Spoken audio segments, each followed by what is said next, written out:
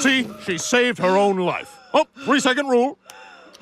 What it is, guys, it's your boy BlastphamousHD, aka Tyrone Couple, and you guys have sent me a compilation of the craziest clips in all of American Dad, all bunched up into a delicious video so that I don't have to sift through all the clips when y'all usually send them to me. Let's do this. 10 episodes where Stan Smith from American Dad was a psycho. In our first episode, American Fung, Stan completely forgets about his marriage anniversary with Francine again. But instead of apologizing, Stan has a clever plan to buy himself some time. Hello? Smith, happy anniversary. Yep. It's not my anniversary. Well, that just proves it is your anniversary. God, it's my anniversary. If you have any suggestions regarding my anniversary. Well, years ago, when I thought I was possessed by demons, they locked me up in a mental hospital. Point is, it's a shame your wife is of sound mind, because if she were to be kept in a mental institution, it could buy you some much-needed anniversary planning time. We can That's just how they tried to do accuse Dave Sprout. Francine of being crazy and get her locked up on a 72-hour psych hold. Dan, is this part of some weird surprise thing for our anniversary? Huh? Is that a yes? That's her! Go, go, go! This man put Really? his wife in a f***ing psychiatric hospital just to get more time to get her a gift? Should we be concerned or impressed? Stan spends the next few days Whoa. shopping, only to face an angry, heavily medicated Francine when he eventually tries to free her. Gotta find the perfect anniversary gift for Francine. Diamonds should do the trick. Whoa! I always wanted one of those. We gotta give it a jump start. 3, 2, 1, we gotta get. Oh, God. Yep, Smith here. This is Fairfax County Psychiatric Hospital calling. The doctors have given her a clean bill of health. She's ready to be picked up. Mwah, mwah, mwah, mwah. It was you. Okay, you got me. I did it for love. Why does any man go to great lengths?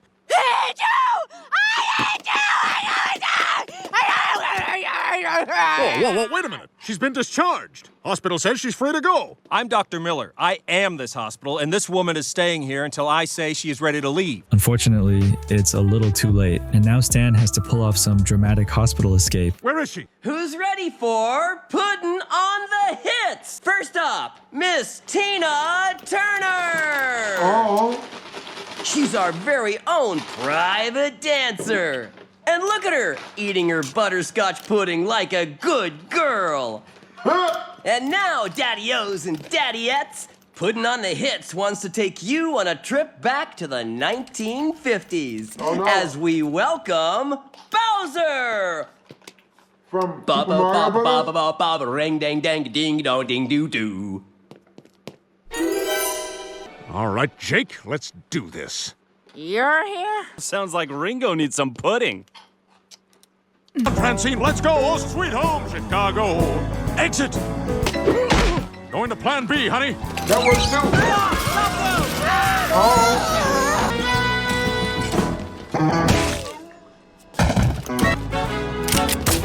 Trank guns. Oh.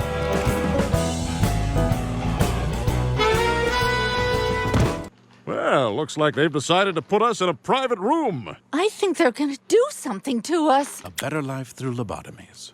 No. Oh, God, was that the lobotomy? Easy, bud. Your troubles are over. Really? Because to me, they seem to be starting. You see, every villain is the hero of his own apple cinnamon monkey toaster. Whoa! No hands! By the end, Stan's desperate attempt to fix his anniversary mistake results in disaster. This is nothing compared to some of the f***ed up moments coming up though. Stay tuned. Next up, we got the season 13 episode, The Mural of the Story. In this episode, Stan is outraged when the Langley Falls historical mural is vandalized. Haley doesn't really care, but Stan gets really f***ed off. Oh. How could we have let this happen? What's the big deal? It's just some dumb old mural. Depicting a pantheon of great Americans. Abraham Lincoln, Ronald Reagan, Jesus. Celebration of loyalty, integrity, Random three Mexican. virtues that can be summed up in one simple word. Lointegrity, a trait you clearly don't have. After a trip to City Hall, Stan and Definitely Haley no are put in charge of integrity. restoring the mural. However, I'm not very confident in Stan's art skills. Since when can this dude draw? Well, I know a couple so people that have we'll do it. Look, integrity. Dad. All right, easy. they still have to take the Really medication. starting to smear. 409 then, and Dad, you look nervous. I give you your fully restored mural! It's abstract art. This episode really heats up though. When the city sees the ruined mural, Stan definitely f***ed this thing up. He's gonna take the blame for this show, right? How could you have done this, Stan? Stan loved that mural. It was his daughter who had it out for Schneider. Dad! Stand up for me! Tell them I didn't do it! Rather than confess, Stan hides Haley in the garage, building her a fancy Haley's hideaway to keep her out of sight. I've converted the garage into Haley's hideaway. Now you'll never have to leave the house, or want to. In another attempt to fix Haley's problems, this I gotta be careful, Stan. That's how they got R. Kelly. man literally knocks his daughter out and performs plastic surgery so that people won't harass her anymore. Here's the thing though, if you already ruined a mural, do you really think you can perform plastic surgery? You'll be able to show your face again once you have a new face. You're joking. I've seen Dr. Weitzman do this tons of times at work. Might as well really get in there with a scalpel then, and there goes the face. Oh my God, no! You made me a monster! When Haley wakes up and sees her face, she freaks out and tries to run away, only to crash his SUV. It's a terrible day for Haley, but as it turns out, she had a plan of her own. Haley reveals that she staged the accident and got her face fixed on her own. When she eventually discovers Stan is trying to restore the mural again, she and Klaus plan to blow it up. However, when Stan unveils the new mural, it's an elaborate confession of his mistakes and an apology to the town. I finally give to you my confession. Like with Usher? Wait, abort! Abort! Like the Usher song? It was me, not Haley, who ruined the mural. I was so scared of losing my status as a hero to all of you that I betrayed my own daughter. Now that is what I call good parenting. In the episode Virtual Insanity, Stan is playing poker with the guys when he's introduced to some interesting CIA technology. It's actually pretty sick. Read 'em and weep, ladies. Just a second there, Dick. I don't think you've met DJ. Race riots! Take it easy, Smith. Man, I'm always losing at poker. I need a beer. That's his avatar, Black Dick. Black Dick is huge and veiny. Oh boy. Stan, where are you? It's Steve's birthday. Help, Black Dick, you're spewing foam. Got held up looking all over town for that pink novelty-sized rabbit my boy's been hassling me for. You forgot to get Steve a present and grab the first thing you saw out of the CIA evidence room. From here, Stan realizes how of a dad he is and attempts to bond with his son, but Steve completely rejects him, so he comes up with a pretty creepy plan. This is Phyllis. She just moved here from Hoboken. You want to go out? What? Yeah, I like your face. Just let me check my schedule.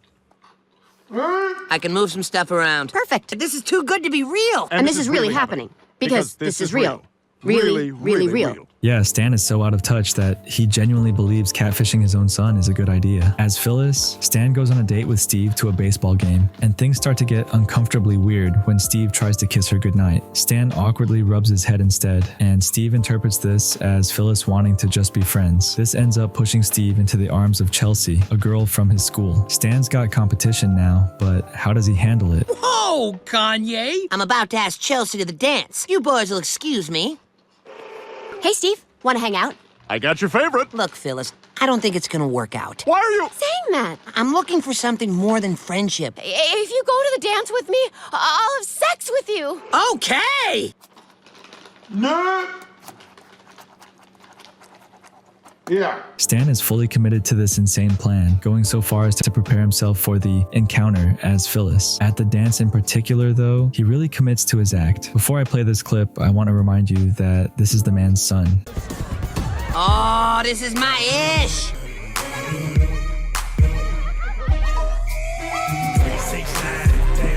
Oh, come on, bro!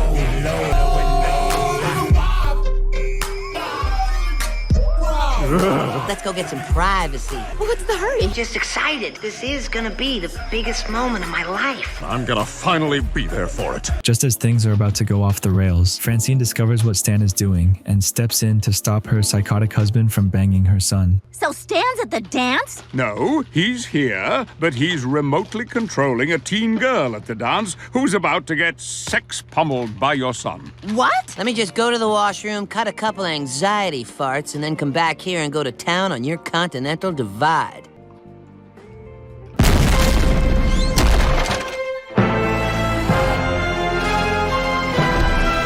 Understandable.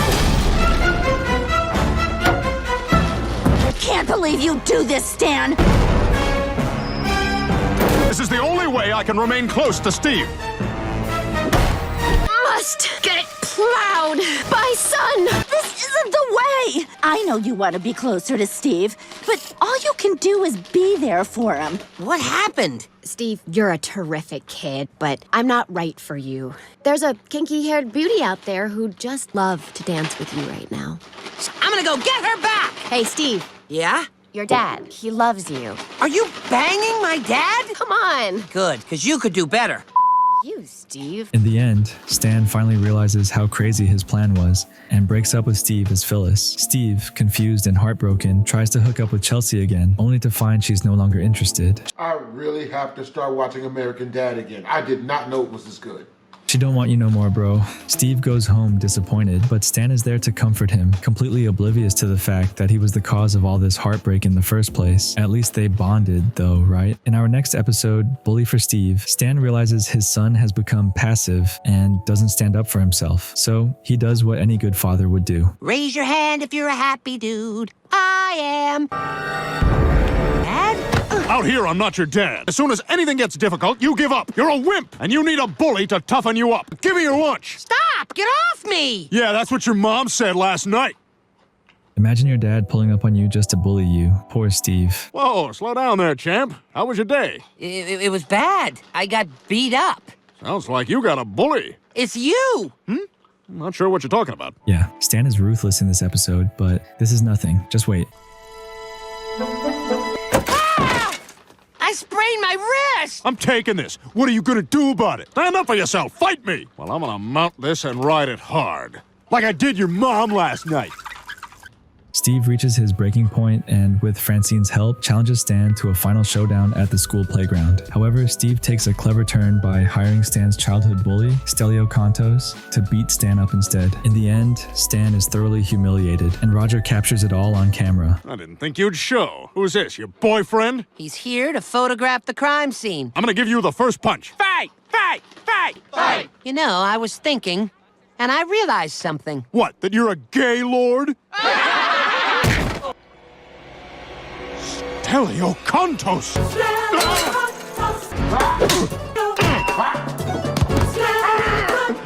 What the hell is...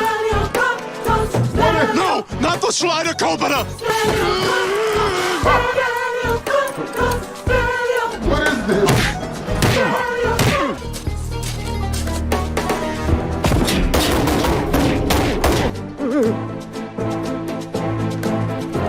Oh, thank God. Stan's treatment of Steve in this episode is some of his worst parenting, going as far as physically bullying his own son. It's hilarious though. In A Jones for a Smith, Stan is at his worst when he develops a crack addiction. Yep, just wait for it. The episode begins with Stan being a total douche about certain social programs. This country's gone to hell since the Democrats took over. Social programs are important. Social programs are a crutch. Good point, Nose. You see, I have a cold, but I'm going to work. Honey, I'm late for the supermarket. Can you get my zipper? No, don't wear clothes you can't manage.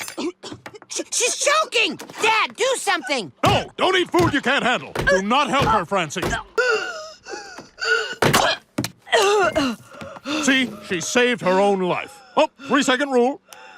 Dude is so committed to being in the right that he nearly let his daughter choke. Stan clearly believes that relying on assistance is weak and lazy, so just imagine his reaction to Francine getting arrested. Francine! Oh, Stan, thank God. Did you pay my bail yet? Oh, no, I just came to visit. You know I don't believe in bailing people out. Francine, I'm sorry, but you need to get yourself out of this mess. Want me to be your husband? The next day, Francine is back home and instead of jail time has to do community service at a soup kitchen. And of course, this does not go over very well with our boy Stan. Out of my way, bums. This is my soup. Man, now I want some soup. Anyways, as you just seen, Stan steals all of the soup intended for the homeless. And while I get the point he's making in this episode, this is pretty f***ed up, bro. Don't worry though, Stan gets some karma. Looks like a whole lot of soup. I'm just trying to nurse this cold. I'm in the pharmaceutical business. This'll clear you right up. See, it's some sort of heated inhalant.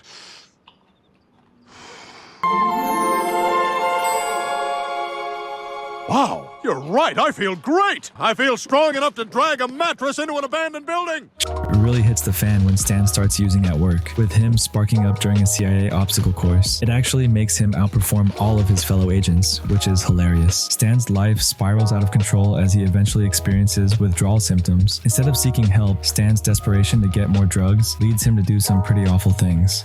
Stan, where have you been? I haven't seen you in 3 days. My ATM card was rejected for insufficient funds. My necklace is missing. The TV is gone. No, it's not. It's right there. Trust me, stealing the TV is nothing compared to what this man does next. I will give Stan the excuse that he is geeked up, but just watch this for yourself. We like to finish the tour with our family's most cherished possession, priceless Fabergé egg.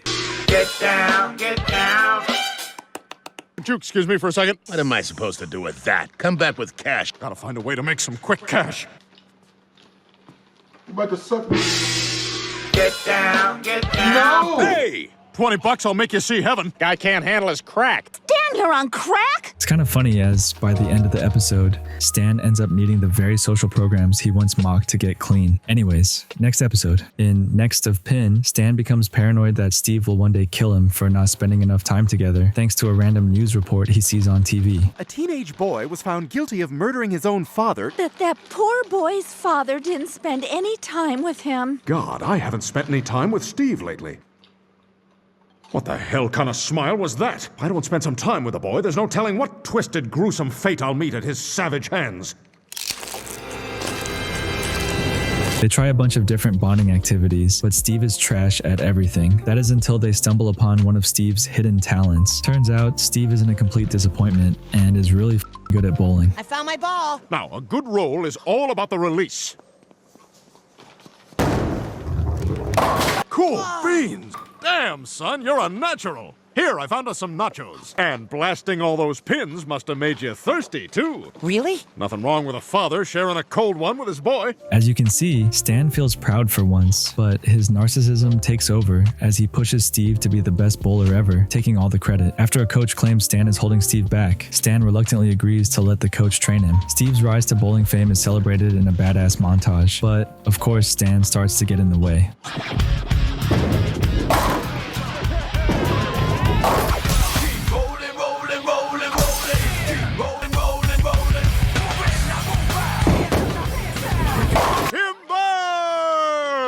He looks bummed. Maybe I'm not bringing it hard enough. I say lumber, you say jack. Lumber! We just want to support our own kids, okay?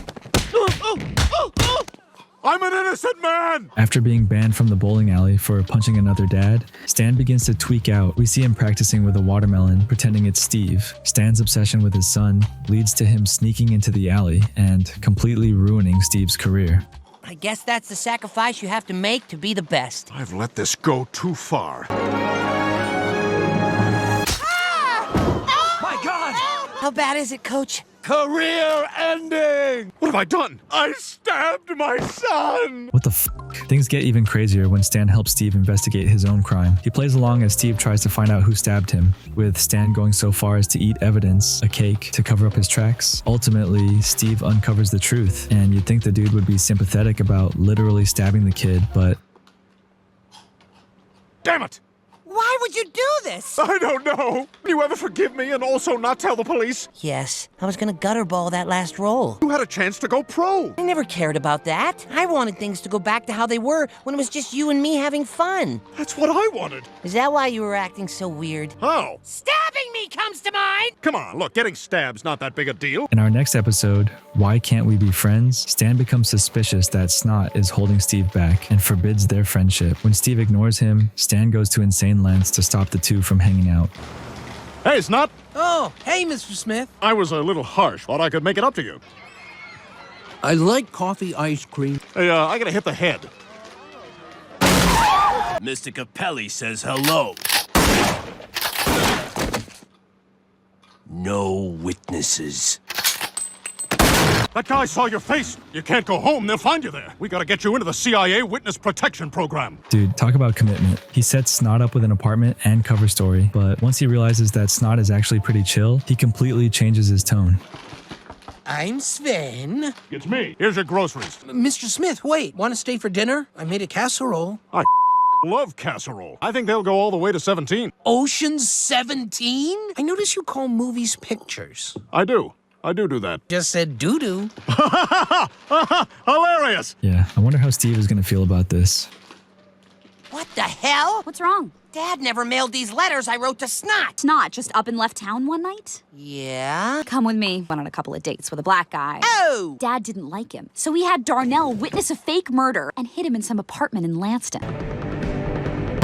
Snot! What the hell are you doing here? Hey, you were right. Snot's great. We're totally best friends now. From here, Stan and Steve compete for Snot's attention, even going to a carnival together where Stan openly treats Steve like shit. Snot, this is amazing! Yeah! Snot! Doesn't it remind you of the time you and I... Ed, I love this place. So what's next, Snotters? What's on deck? Winner! You want another? I'll win you another. Please don't. Steve went home. I can't believe he left before we took our photo booth pictures. I think I'm gonna go. What? Don't you want to see how the pictures came out? Yeah, I'll see them later. In the end, as you can imagine, Steve... Bruh, man. Snot acting like Justin Bieber when Diddy was trying to get his phone number. That boy has been through it. Even Snot makeup, and everything goes back to normal with the two being best friends again. But what the f***? This dude is a terrible father. In Father's Days, Stan realizes his family has forgotten Father's Day, and after a guilt trip, they offer a do-over. Naturally, Stan takes full advantage, waking them up nice and early, with a detailed list of ridiculous demands, like a Thanksgiving dinner and a custom song. Good morning! Rockin' Ronnie coming at you 2 days after Father's Day. For my meal, I would like a Thanksgiving dinner. For my entertainment, anything. Yes! Happy Father's Day! Stan's family is happy to do all his stupid requests. Steve makes the birdhouse and is stoked to show his dad, and it's the same with Francine and Haley. Of course, though, Stan has to manipulate the situation and get more. Good morning! For my present, a homemade birdhouse. Happy Father's Day! With the birdhouse, hey, the skylight you wanted, it can be just painted on, right? 2 days after Father's Day. Get Ronnie coming at you 2 days.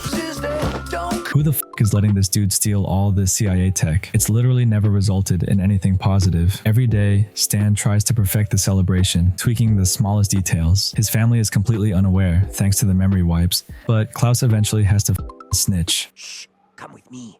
There's no time. Where'd all this come from? Steve Smith, here it is again. Every night your dad resets your memory, so every morning you wake up thinking it's Father's Day again. Even after 6 months straight of Father's Day, this douche is still complaining. Why? Because you guys can't give me one decent day, no matter how many chances I give you. Notice how much like Jada Pinkett he sounds right now. Chances? You brainwashed us? Oh, of course, make it about you. You can stop feeling sorry for yourselves, because this never happened. Now. Oh, Stan.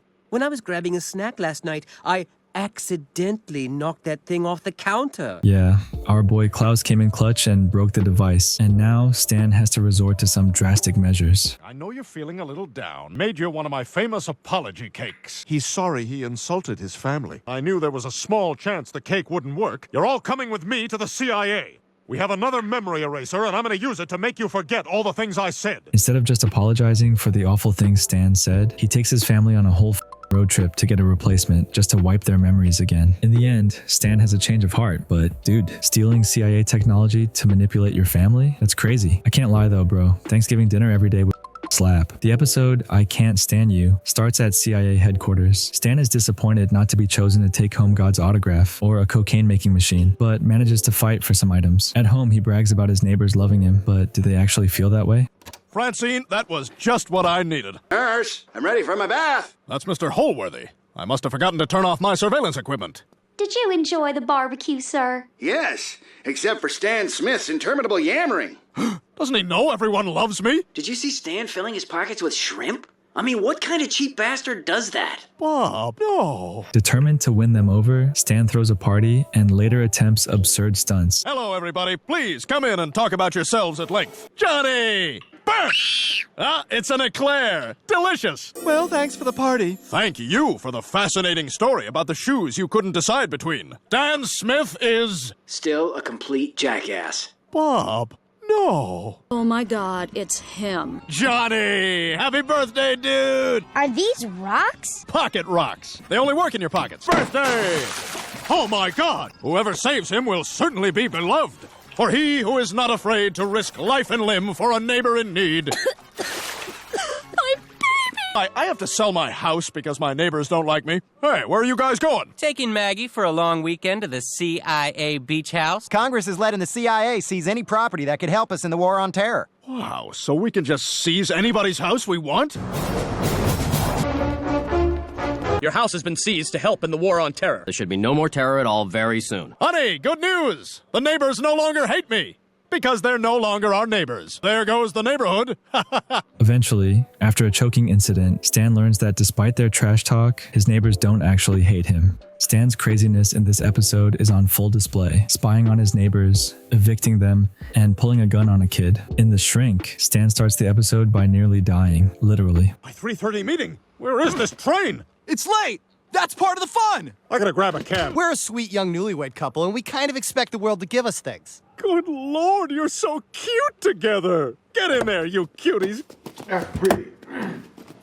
You see that cab in front of us? I gave it to that young couple. You're a good man. Guess what? Oh, man, that would have been you. This incident shakes Stan to the core, to the point where he's incapable of doing his job. Bullock sends him to a CIA therapist, Dr. Ray, but the initial methods of therapy fail to help Stan. Eventually, Dr. Ray suggests Stan build miniatures to regain a sense of control, and Stan quickly becomes obsessed with the hobby. I mean, I've seen death before, tons of times. It didn't bother me. This just felt so random. Tell me, have you ever worked with miniatures before? They can be a wonderful way to restore a sense of order amidst the chaos of life. You're in control here. Could I put them here? Or even there? They obviously belong in a train yard set, and this guy needs a hat. There we go. Of course, Stan's new obsession spirals out of control, leading him to build an entire city in the basement. It's impressive, but when it's revealed he's been shrinking himself with CIA technology, it's clear that we may have a problem. Honey? Oh my God. I had no idea it was so much. At least he went into work.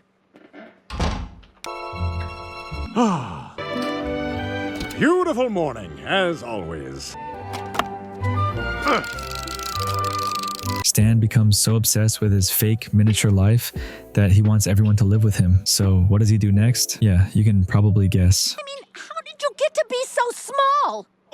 A shrink ray, a doy. Okay, I'm gonna fine-tune the angstroms, bring the frequency way, way down, and then you guys are gonna push this button right here. But before that, double cross! The double cross! Hurry over to my Da Vinci elevator. You're gonna love it. As they explore Stan's plastic utopia, things get worse when Roger inadvertently drops a wine bottle, attracting a horde of ants into the model city. Stan, still lost in his miniature world, tries to convince the family to embrace the plastic life, but they're absolutely not having it, especially when giant ants are on their ass. I'm kind of getting why you love it so much. Food? Electricity? Safe and fun giant ants? What? What's happening? I didn't plan for this! Dr. Ray! In any case, I came with answers and solutions. In a climactic scene, Stan attempts to flood the model city by crashing a train into the dam, but Person who sent that mug to me, good looking out. That was hilarious. Make sure to comment, like, and or subscribe. We'll BlastphamousHD. Twisms.